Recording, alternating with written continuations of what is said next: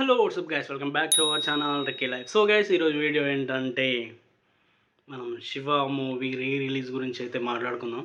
So Shiva movie trailer launch అయితే అయిందనమాట. So నాకైతే శివ మూవీ ట్రైలర్ లాంచ్ చూసినప్పుడు, Shiva movie first time release అయినప్పుడు ఎంత గోల పెట్టి, ఎంత అరిచి, ఎంత చేశారో నేను చూడలే. కానీ ఈ రిలీజ్ ఎప్పుడు మాత్రం చాలా అంటే చాలా హడావిడి హంగామా చేసారనమాట.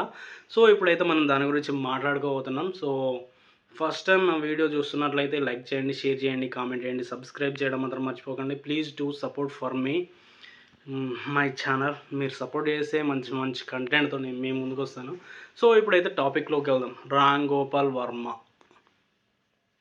ఒకడొచ్చి ఇండస్ట్రీని గెలికేసాడు అంటే ఆడే రామ్ గోపాల్ వర్మ. ఓన్లీ తెలుగు ఇండస్ట్రీ కాదు, మన ఇండియాలో ఉన్న ప్రతి ఒక్క ఇండస్ట్రీ, టాలీవుడ్ కానీ, హాలీవుడ్ కానీ, బాలీవుడ్ కానీ, ప్రతి ఒక్క దాన్ని గెలికి వదిలిపెట్టేసిండు అనమాట. ఒక్క శివ మూవీ వచ్చేసి సినిమా చరిత్రను మార్చేసిందంటే అది చాలా అంటే చాలా ఇంపాక్ట్ తీసుకొచ్చింది. టేకింగ్‌లో గానీ, ఎడిటింగ్‌లో గానీ, గ్రాఫిక్స్‌లో గానీ. సో గ్రాఫిక్స్ అయితే ఏం లేదనుకున్నా. సో టేకింగ్‌లో, ఎడిటింగ్‌లో, డైరెక్షన్‌లో, ప్రతి ఒక్క దాంట్లో, టెక్నికల్ వర్క్‌లో, ప్రతి ఒక్క దాంట్లో ఆడియన్స్‌ని ఆకట్టుకొని, ఫిల్మ్ మేకర్స్‌కి ఉత్సాహాన్ని పెంచి ఒక ట్రెండ్ సెట్ చేసిందనమాట. సో అందుకే Shiva before, Shiva after, before అని చెప్పేసి చెప్పుకుంటారనమాట. సో ఇప్పుడు మనం ప్రీ రిలీజ్ ఈవెంట్‌కి ఒక వీడియో వేశారు. ఆ వీడియోలో ఎవరంటే ట్రైలర్ లాంచ్‌లో ఒక వీడియో వేశారు.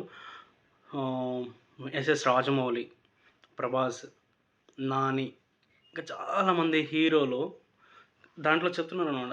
శివ మూవీ ఇంపాక్ట్ వల్లనే ఈరోజు మేము ఈ రేంజ్‌లో ఉన్నాం. శివ మూవీ తర్వాత ఫస్ట్ తెలుగు ఫిల్మ్ ఇండస్ట్రీలో వచ్చిన శివ మూవీని సమ్ టైమ్స్ చూసాము, 10 టైమ్స్, 20 టైమ్స్ చూసాము. అయినా ఆ ఇంపాక్ట్ పోలే. ఆ ఇంపాక్ట్ ఇప్పటికీ కొనసాగుతూ ఉంది. సో ఎస్ఎస్ రాజమౌళి లాంటి వాళ్ళు పెద్ద బాహుబలి లాంటి వరల్డ్ రికార్డ్ మూవీ తీసినా కూడా శివ మూవీ ఇంపాక్ట్ అనేది పోలేదనమాట. సో ఏదైనా పునాది గట్టిగానే ఉంటుంది. అందుకనే రామ్ గోపాల్ వర్మ వేసిన స్టాంప్ అనేది ఫిల్మ్ ఇండస్ట్రీలో గట్టిగా పాతుకుపోయిందనమాట. సో ఇక విషయానికి వస్తే కింగ్ నాగార్జున. సో శివ మూవీలో ఎలా అయితే చూపించారో కింగ్ నాగార్జున, సో ఇప్పటికీ